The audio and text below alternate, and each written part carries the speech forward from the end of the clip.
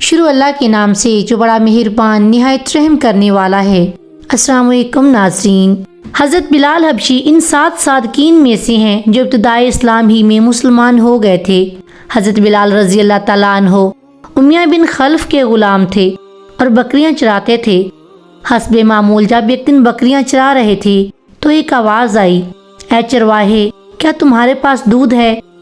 یہ آواز دینے والے حضرت محمد صلی اللہ علیہ وآلہ وسلم تھے، جو اپنے سفر و حضر کے رفیق حضرت ابو بکر صدیق کے ساتھ غار حرا میں موجود تھے۔ حضرت بلال رضی اللہ تعالیٰ عنہ نے آواز سنی تو قریب چلے آئے اور عرض کیا، جناب میری بکریوں میں کوئی بکری دودھ دینے والی نہیں، اس لیے معذرت چاہتا ہوں کہ آپ کی تمنا پوری نہ کر سکا۔ رسول اللہ صلی اللہ علیہ وآلہ وسلم نے فرمایا، اگر اجازت ہو تو سامنے والی بکری کو دیکھ لیا جائے، ہو سکتا ہے اس سے دودھ مل جائے۔ سیدنا بلال نے عرض کیا، مجھے کوئی اعتراض نہیں، دیکھ لیجئے، لیکن یہ ممکن نہیں کسی بکری سے دودھ حاصل کیا جا سکے۔ حضور پاک صلی اللہ علیہ وآلہ وسلم نے ارشاد فرمایا، اجازت دینا تیرا کام اور بکری کے تھنوں میں دودھ بھر دینا اللہ پاک کا کام ہے۔ حضرت بلال رضی اللہ تعالیٰ عنہ نے بکری خدمت میں پیش کر دی۔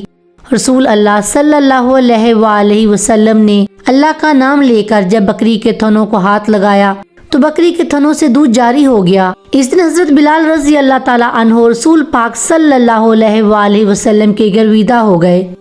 اس واقعے کے بعد سیدنا بلال رضی اللہ تعالیٰ عنہ آپ صلی اللہ علیہ وآلہ وسلم کے قریب ہونے لگے۔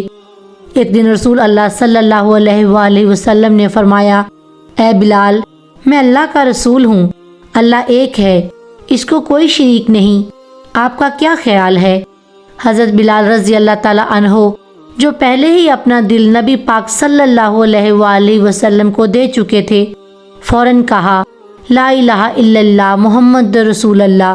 بس اسی دن سے حضرت بلال رضی اللہ تعالیٰ عنہ رسول اللہ صلی اللہ علیہ وآلہ وسلم کی محبت کے اسیر ہوئے کہ آخری سانس تک یہ تعلق قائم رہا۔ آپ نے اسلام قبول کر لیا۔ ایسا کرنے پر آپ رضی اللہ تعالیٰ عنہ کا مالک آپ کو صحرا کی دھوپ میں گرم ریت پر لٹا کر اوپر گرم پتھر رکھ دیا جاتا۔ حضرت بلال رضی اللہ تعالیٰ عنہ کا آقا اپنے ناپاک ہاتھوں سے ان معصوم چہرے پر بے تحاشا مارتا اور شرک کرنے کے لیے مجبور کرتا، مگر یہ حالت میں ایک ہی نعرہ لگاتے، آہد آہد، اللہ ایک ہے، اللہ ایک ہے، اس کا کوئی شریک نہیں۔ ایک دن ابو جہل، امیہ بن خلف اور اس کے دوسرے ساتھیوں نے اس قدر مارا کیا بے ہوش ہو گئے۔ آخر تھک ہار کر کہنے لگے، بلال آج جو فیصلہ کرنا ہے کر لو، اسلام چھوڑ دو یا جان سے مار دیے جاؤ گے۔ سیدنا ابو بکر صدیق رضی اللہ تعالیٰ عنہ ادھر سے گزرے تو حضرت بلال رضی اللہ تعالیٰ عنہ کو کفار کے ہاتھوں پٹتا دیکھ کر بے تاب ہو گئے۔ کفار سے مخاطب ہو کر فرمانے لگے، آخر اس مسکین پر کب تک ظلم کرتے رہو گے؟ واپسی پر حضرت بلال رضی اللہ تعالیٰ عنہ پر ہونے والے مظالم کا ذکر رحمت عالم صلی اللہ علیہ وآلہ وسلم سے کیا تو رحمت للعالمین صلی اللہ علیہ وآلہ وسلم کی آنکھیں حضرت بلال رضی اللہ تعالیٰ عنہ کے مصائب سن کر اشکبار ہو گئیں۔ ایک روز رسول اللہ صلی اللہ علیہ وآلہ وسلم نے دیکھا کہ حضرت بلال رضی اللہ تعالیٰ عنہ کو سخت تکلیف دی جا رہی ہے۔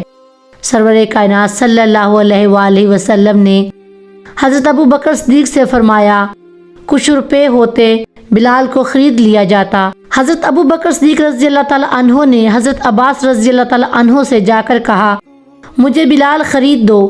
حضرت عباس رضی اللہ تعالیٰ عنہ نے خرید دیا۔ حضرت صدیق اکبر نے آپ کو آزاد کر دیا۔ ماشاء اللہ، سبحان اللہ۔